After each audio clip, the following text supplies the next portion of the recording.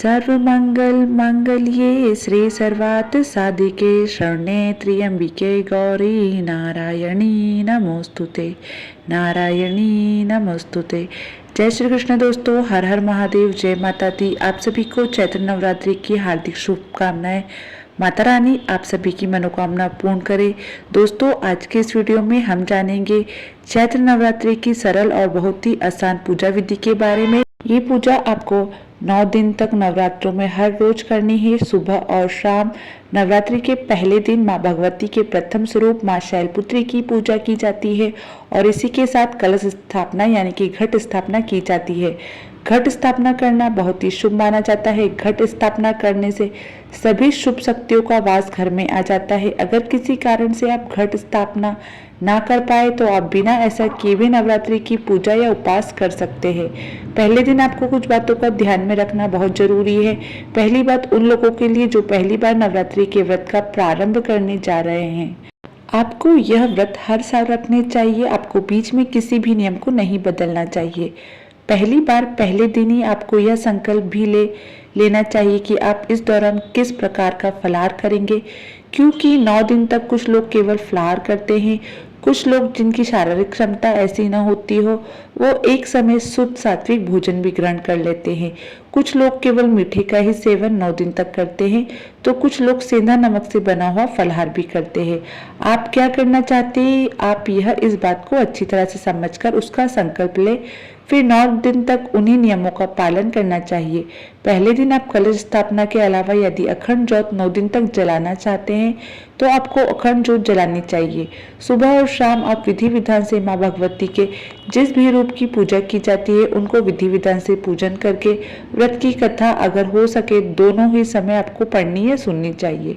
दोनों समय यदि आप ना पढ़ पाए सुन पाए तो आपको एक समय जरूर पढ़नी चाहिए। दुर्गा सती के पाठों का आपको नियमित रूप से श्रवण करना चाहिए। नियमित रूप से माँ दुर्गा की आरती और चालीसा का पाठ करके सबसे अंत में क्षमा याचना करनी चाहिए, ताकि पूजा करते समय या व्रत रखते समय दिन भर में आपसे ऐसी कोई गलती हुई हो जिसका आपको दोष लग सकता हो तो वह दोष ना लगे, माता रानी आपको क्षमा कर दे। इसके लिए आपको सच्चे मन से प्रायश्चित की भावना से क्षमा याचना भी जरूर करनी चाहिए।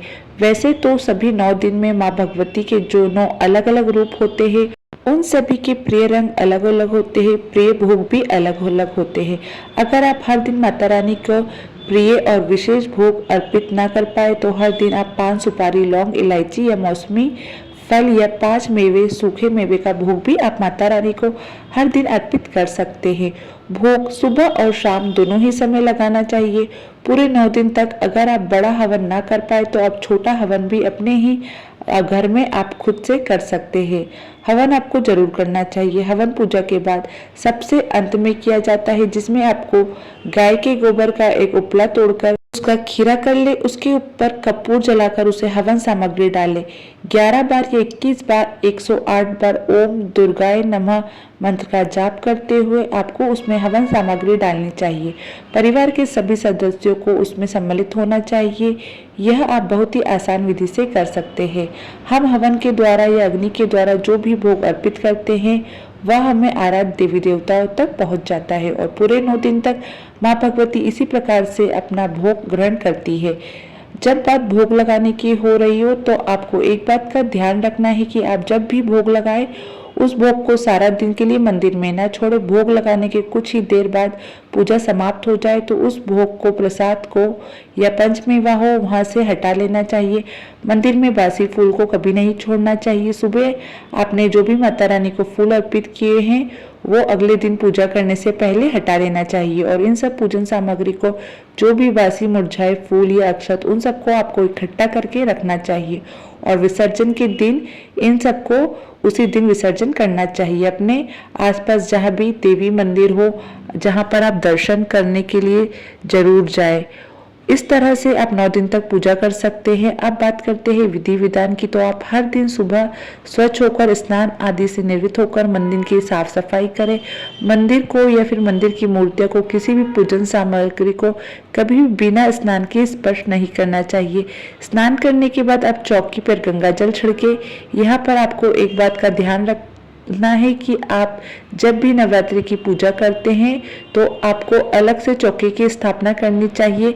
लेकिन इस बीच जिस मंदिर में आप हर दिन नवरात्रि के अलावा पूजा करते आए हैं वहां पर भी आपको धूप दीप जलाना चाहिए। वहां पर आपके अन्य देवी देवता विराजमान होते हैं और वहां पर भी आपको पूजा करनी चाहिए। 9 देवियों की पूजा आप जब कर रहे हैं तो साथ में आपको नवग्रह की पूजा, ये नवग्रह मंत्र का या नवग्रह यंत्र का पूजन भी करना चाहिए। नवग्रह मंत्र का जाप करने से सभी ग्रह शुभ फल प्रदान करने लगते हैं। फिर आप धूप दीप जलाएं। माता रानी को आप हर दिन यदि श्रृंगार अर्पित ना कर पाए तो कम से कम सिंदूर और हर दिन आप माता रानी को अवश्य लगाए। ध्यान रखें, पूजा करने से पहले आपको सबसे पहले प्रथम पूजने गणेश जी भगवान का ही पूजन पहले करना है। माता रानी की पूजा करने के अलावा आपने अगर कलश की स्थापना की है तो कलश में स्थापित विराजमान जो भी देवी देवता है उन सबको आपको प्रणाम करके नमन करें। अखंड ज्योत आती है आपने जलाई है तो अखंड ज्योत को भी दीपक आप पूजन करें, अखंड दीपक को प्रणाम करें। नवग्रह यंत्र की स्थापना की है, नवग्रह आपने यदि सुपारी के रूप में स्थापित किए तो आप उन्हें प्रणाम करें। आपने यदि कलश के नीचे अपने जवारे बोए हैं तो उन्हें भी अन्नपूर्णा माँ का वास माना जाता है, उनका रूप माना जाता है, उन्हें आप प्रणाम करें। सभी देवी देवताओं को प्रणाम करें, कुल देवी देवताओं का ध्यान करें। सबका ध्यान करने के बाद आप पूजा प्रारंभ करें। हर दिन आप माँ भगवती के जिस भी रूप की पूजा करें उनकी कथा पढ़नी चाहिए, उनसे संबंधित जो भी आरती है वह पढ़नी चाहिए। यदि आपको सभी देवी देवता की आरती नहीं भी आती है तो आप हर दिन नियम से श्री दुर्गा चालीसा का पाठ करके माँ दुर्गा की आरती कर सकते हैं। आरती हमेशा कपूर जलाकर करनी चाहिए और फिर आरती को पूरे घर में घुमाना चाहिए। परिवार के सभी सदस्यों को आरती भी लेनी चाहिए। आरती कभी खाली हाथ नहीं ली जाती, आप कुछ ना कुछ दक्षिणा आरती वाली थाली में जरूर चढ़ाएं। मंदिर में भी आपको दक्षिणा जरूर चढ़ानी चाहिए। आप चाहे तो हर दिन भी चढ़ा सकते हैं, नहीं तो पहले दिन आपको माता रानी को भेंट स्वरूप कुछ ना कुछ दक्षिणा जरूर चढ़ानी चाहिए, जिसका दान आप सबसे अंतिम दिन किसी योग्य व्यक्ति को, किसी गरीब जरूरतमंद व्यक्ति को या मंदिर के पुजारी जी को दे सकते हैं। अगर आप श्री दुर्गा सप्तशती का पाठ कर रहे हैं तो आपके पास जो भी किताब है आप उनका भी नियमित रूप से पूजन करें, उन्हें भी धूप दीप दिखाएं। इसके बाद जो लोग उपवास रख रहे हैं वो दिन भर उपवास रखें। शाम के समय एक बार यदि हो सके तो फिर से स्नान करें, नहीं तो मुंह हाथ धोकर साफ स्वच्छ वस्त्र पहनकर फिर से माता रानी की पूजा करें। शाम के समय आप धूप दीप जलाएं। शाम के समय आप जो भी फलाहार अपने लिए बना रहे हैं उसका भोग पहले माता रानी को लगाए। उसका एक हिस्सा गौ माता के लिए और एक हिस्सा आप छोटी कन्या के लिए जरूर निकाल कर रखें। कोशिश करें कि खुद प्रसाद ग्रहण करने से पहले किसी छोटी कन्या को उस प्रसाद को जरूर खिलाएं। माता रानी को आप जब भी भोग लगाते हैं तो साथ में जल से भरा हुआ एक लोटा या कलश जल भरकर माता रानी को जरूर अर्पित करें।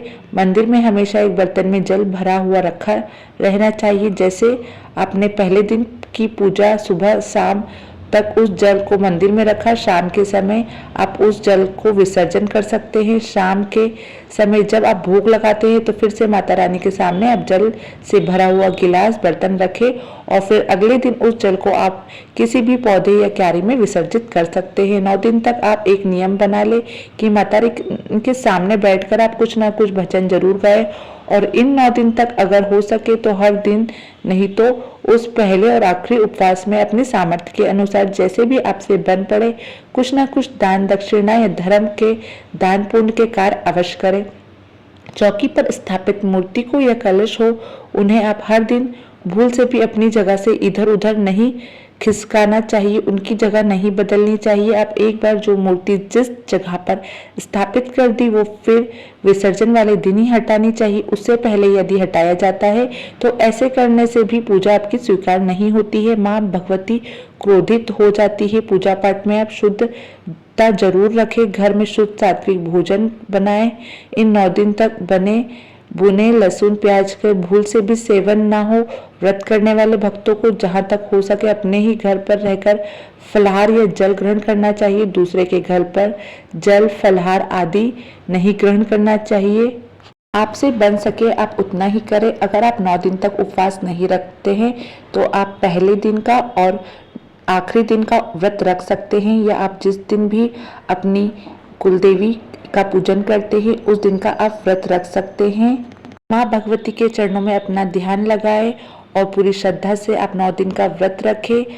आपसे बन सके आप उतना ही करें। कुछ लोग नवरात्रि का व्रत बहुत ही कठिन नियम के साथ रखते हैं और वह कठिन नियम पूरे 9 दिन तक हर दिन केवल 1 लौंग का जोड़ा और जल पीकर रहते हैं। यह बहुत ही कठिन नियम है जिसे बहुत ही सोच समझकर ही भक्त को रखना चाहिए। इस नियम के अनुसार कोई और अन्य तरह का फलाहार ग्रहण नहीं किया जाता। जो लोग शारीरिक रूप से स्वस्थ हो या किसी ने कोई मनोकामना मांगी हो तो वह मनोकामना यदि पूरी हो गई हो तो आप अपनी शारीरिक क्षमता को देखते हुए इस नियम का पालन कर सकते हैं। इसमें केवल 1 लौंग का जोड़ा ही सुबह और शाम पानी के साथ ग्रहण किया जाता है। बीच में किसी भी तरह का कोई फलाहार नहीं ग्रहण किया जाता है। केवल आप जल का सेवन भरपूर मात्रा में कर सकते हैं। नवरात्रि के 9 दिन तक जो लोग फलाहार का सेवन करते हैं उन्हें सेंधा नमक से बना हुआ फलाहार जैसे आलू, लौकी, कुट्टू का आटा, सिंघाड़े का आटा आदि, आप चावल का सेवन करना भी चाहते हो तो समा के चावल का आप सेवन कर सकते हैं। साबूदाने का सेवन, मखाने का सेवन कर सकते हैं। कोई भी मौसमी फल का सेवन या जूस का सेवन आप इस दौरान कर सकते हैं।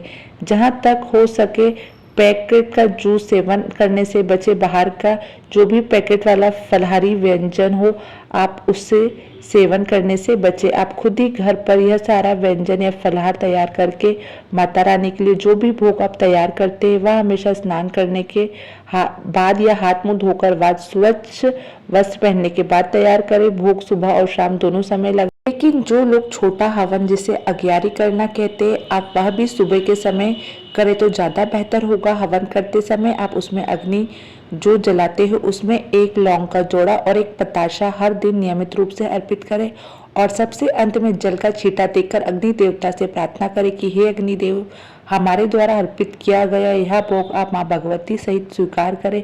इस प्रकार से प्रार्थना करने पर हम जो भी भोग माता रानी को या अग्निदेव को समर्पित करते हैं वह उन तक पहुँच जाता है।